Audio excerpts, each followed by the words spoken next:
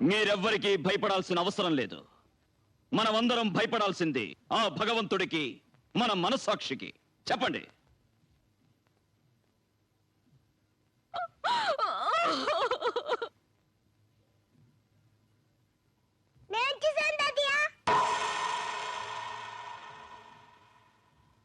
ఏం చూసావు నాన్న?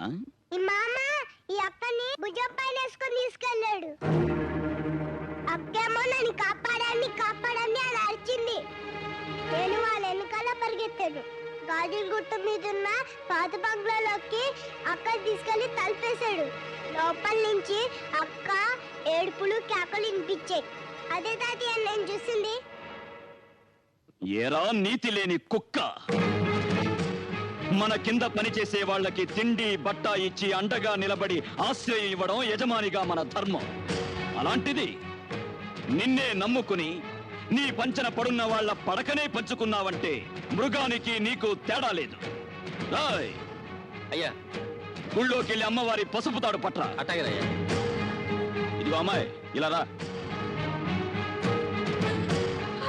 ఏ చేతులతో అయితే ఆ అమ్మాయి జీవితాన్ని నాశనం చేశావో అదే చేతులతో ఆ అమ్మాయి మెళ్ళలో తాళి కట్టి కొత్త జీవితాన్ని ఇవ్వు. ఇదే ఈ పాపారాయుడు తీర్పు. పాపారాయుడు, నీ తీర్పు మార్చు. అయినా ఇలాంటి అలగాజనంతో ఆడుకోవటం మాలాంటి జమీందారులకు మామూలే. నేను నీ చెల్లెలు భర్తని, వీడు మాకు పుట్టిన బిడ్డ.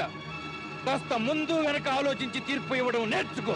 ఆపరా ఆపరా ఆపరా ఆపరా ఆపరా ఆపరా.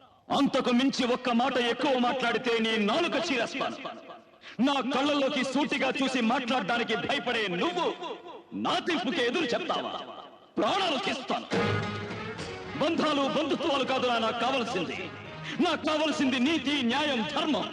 పుట్టిన పుట్టుక కాదురా ముఖ్యం. నాకు ముఖ్యం జరిగిన అన్యాయం, జరగాల్సిన న్యాయం. తీరా తాళి.